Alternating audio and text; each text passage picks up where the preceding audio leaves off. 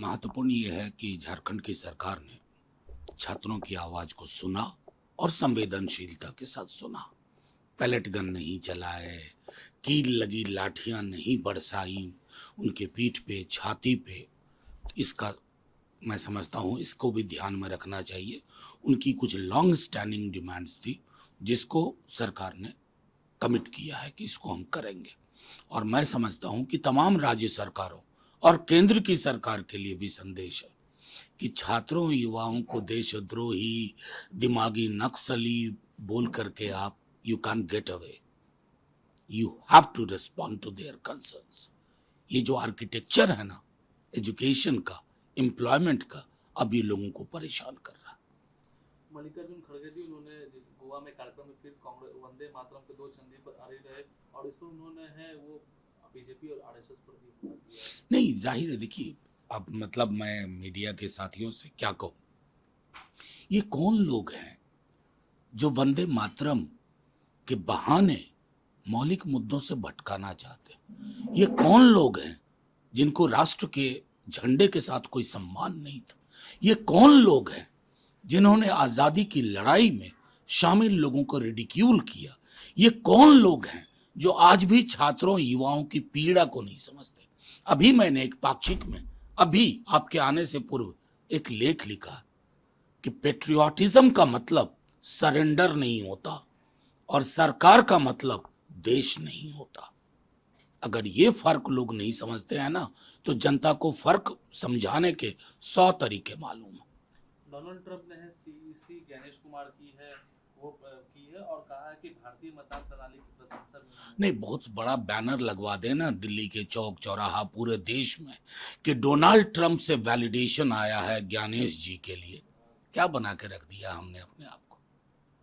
वो व्यक्ति जो अमेरिका के प्रेसिडेंट है, किस किस प्रकार के बयान उन्होंने नहीं दिए हमारे देश के बारे में, हमारे प्रधानमंत्री के बारे में, हमारी नीतियों के बारे में। क्या ये उचित है? उस वैलिडेशन को सर पे उठा करके यूरेका यूरेका पा लिया करें? क्या बना के? It's ridiculous to even respond to such questions. 27 lakh लोग अभी भी बंगाल में बाहर हैं। कितने बड़े बड़े साइंटिस्ट के साथ, इंटेलेक्चुअल्स के साथ, आम लोगों की तो बात ही छोड़ दो, वो किस पीड़ा में है, उनकी पीड़ा की बात ना करें। हमारा सिस्टम है, हमारा चुनाव आयोग है, हम लड़ेंगे, झगड़ेंगे, सवाल रखेंगे, न्यायालय जाएंगे। एक वैलिडेशन लेकर के लगाओ बैनर पोस्टर हर जगह।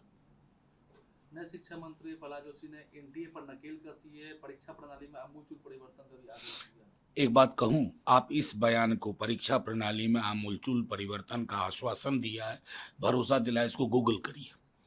आपको 14 से लेके अब तक जितने शिक्षा मंत्री रहे हैं उनके बयान में ये मिलेगा कॉमन चीज। बयान से हालात नहीं बदलते।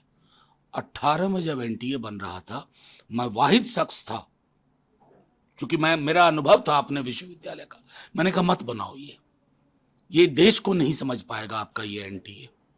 अभी भी सदन में मैंने कहा कि आपके अधिकांश समस्याओं की जड़ ये एनटीए है जिसमें कोई पारदर्शिता नहीं है। उसको उठाओ, डिसमेंटल करो, फेंक दो। वो नहीं कर पाएंगे क्योंकि आपने अपने लोग भर दिए हैं। तो उनका जीविकोपार्जन भी करना है, शिक्षा जाए भाड़ में। शिक्षा रोजगार के साथ ना जुड़े, बड़े बड़े लोग पैरोकारी करने लगे हैं। We wish to delink degree from jobs. What kind of argument is this? मैं बार बार कह रहा हूं कि आपके स्थापत्य में दिक्कत है, स्थापत्य बदलिए। बिहार सरकार ने है सिवान में छात्रों के विरोध प्रदर्शन के दौरान पुलिस की बर्बरतापूर्ण दावों को सुप्रीम कोर्ट में हलफनामा दायर किया और उसमें ये कहा कि छात्रों के विरोध प्रदर्शन के दौरान केवल हवा में AK-47 से फायरिंग की। इसमें कोई पता नहीं, मैं समझता हूं कि बिहार की सरकार अभी भी नहीं समझ पा रही है कि उनके पांव के नीचे की जमीन जा चुकी है। यह हलफनामा मैं वाकिफ हूं क्योंकि मेरे केस में एड ऑन किया गया था। जो मेरा पिटीशन था हवा में दागी गई। किसको जो मतलब हलफनामा में भी झूठ, डस्टबिन की तरह। क्या मतलब क्या मैसेज देना चाहते हैं? उस संदर्भ में मैं आपसे कह रहा हूं, हवा में AK-47 चलाने का आतंकवादी थे क्या? छात्र और युवा था। चांद सितारे मांग रहे थे क्या? नहीं, बेहतर परीक्षा और बेहतर अवसर, ईमानदार अवसर। AK-47 चलाएंगे, हवा में कह रहे हैं चलाएंगे। ये सारा जो हलफनामा है ना, ये झूठ की बुनियाद पे है।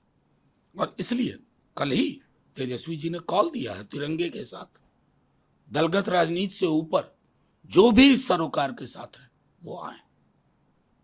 उन्होंने ये भी दावा किया, कहा है कि बिहार वो पेपर लीक का हब बनता है। नहीं, ये आप तेजस्वी जी ने कहा तो विपक्ष के लोगों को थोड़ी सी परेशानी होगी। मुझे नहीं स्मरण है बीते 12-15 वर्षों में जब मैंने किसी परीक्षा के बाद उसके बारे में कंट्रोवर्सी नहीं सुनी हो, लीकेज की खबर ना आई हो,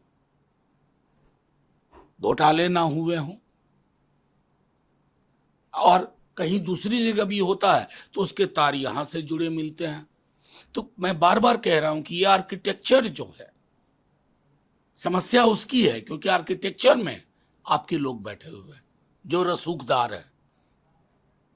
इस संदर्भ को समझा जाए।